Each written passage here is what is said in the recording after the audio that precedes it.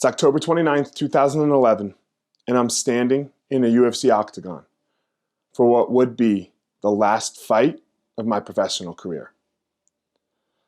Up until this point in my adult life, everything had been dedicated to becoming the UFC light heavyweight champion of the world.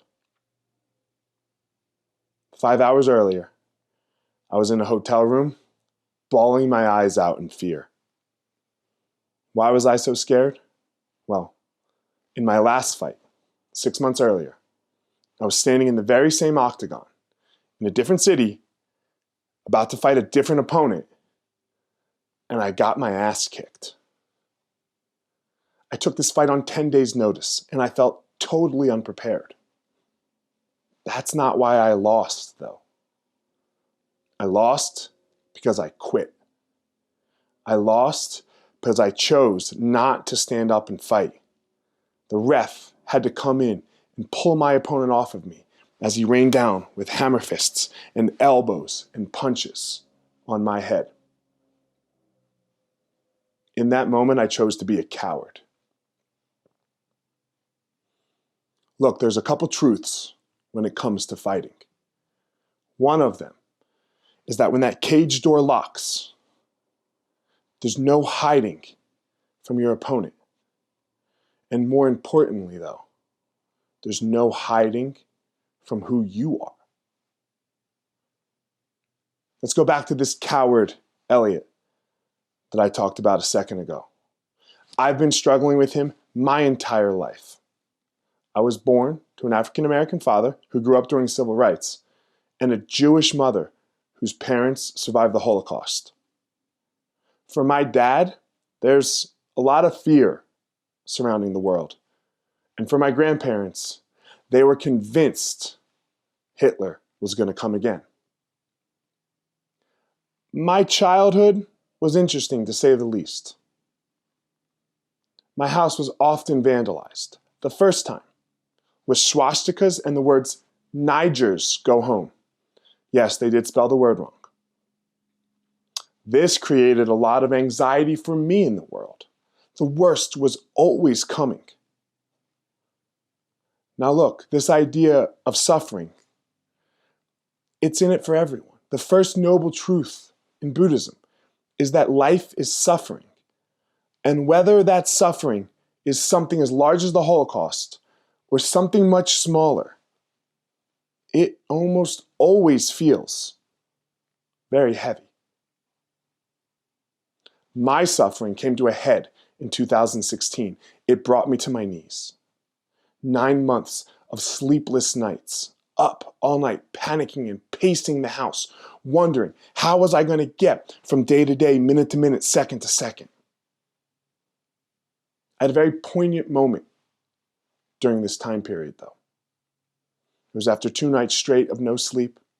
I was sitting in my office with my great friend Ian, and who's also my general manager. And he sits down and he puts a cup of coffee on the desk. He tells me to drink it. I say, "Ian, if I drink this coffee, I'm not going to sleep tonight." He looks at me and goes, "Elliot, you're already not sleeping, and it has nothing to do with coffee. What this coffee will do is make you feel better right now in this moment. And at 11 p.m., if you're not sleeping, I'll be there to help you too." What was Ian doing? He was putting me in the moment. Presence. It made me ask the question, what do I have to go do in this very moment? And that answer was go teach. Teaching always finds the moment for me. I stop thinking about anything in the past or what's coming in the future. And I try to show up and give the most skillful class that I possibly can, regardless if it's 1 student or 80. Why? Because I'm a teacher. I want to go back now to this hotel room before my last fight. I was scared. I was real scared. I was so scared I wasn't going to go to the fight. And there is the number one rule in fighting, and that is you must make the walk to the octagon regardless of how you're feeling. I was about to violate this rule. This would end not only my professional fighting career, but my martial arts career as a whole. My wife looked at me and she said, Elliot, you're here. You've done all of the work. If you just go get in the cage, you're going to get $30,000. We were pretty broke at the time, and $30,000 was a good amount of money. She said, get hit with the first punch, fall down, be done, we'll go away. This plan got me to go to the cage. I'm in there. I get hit with the first punch, but I don't fall down. I just stumble backwards. So fuck it, I thought. Let's fight. After 2 rounds, the fight was very close. And my coach, Greg Jackson, sits me down in the corner. And this again is one of those moments where you can remember every single thing you were thinking and feeling at the time, even though it's a decade later. He looks at me and says, Fire Marshal, what have you got left? Can you go out there and give me everything in this last round? I went out and I destroyed my opponent in that round. I beat him so badly. I knocked him down 2 times. I broke his arm. He couldn't fight for 11 months and had to have 3 surgeries. I know what you're thinking, that I won this fight. I did not. The judges gave it to him 2-1. I was devastated. My career's over. Everything that I've worked for in my life, gone. What was I going to do next? How was I going to make a living for my family? Man, I've talked about a lot of bad moments here so far in my life. This last fight, my childhood, this struggle that I've had with anxiety. What did it lead to? It led to me, Elliot. Who am I? I am a survivor, and so are you. Surviving has nothing to do with winning. Surviving has everything to do with staying in the fight, picking yourself back up after you've been knocked down, walking back out after you've lost a round. I want to give you all something now that my friend Aaron Weed likes to call a universal truth. This is something that's always true. You have never failed at making it through your very worst day. Why? Because you're a survivor. So I asked this question earlier. Who am I? What does that even mean? Well, first and foremost, I'm a father. Combine that with husband and teacher. Those things are for the world. I'm a student, I'm a fighter, I'm a survivor. Those things are for me. All of them combined make me enough.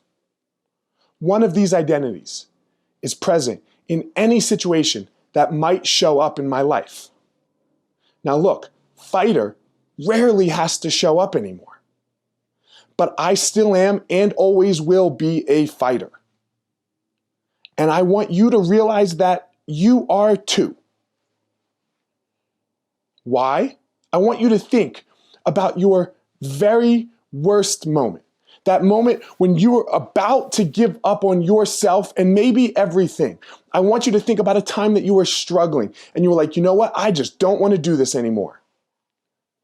And I want you to remember how it is you felt when you said, no, yes, I can, and I am going to do this. In that moment, you became a fighter. Fighting has nothing to do with getting into a cage and fighting somebody else. Fighting has everything to do with that battle within you. You are a fighter.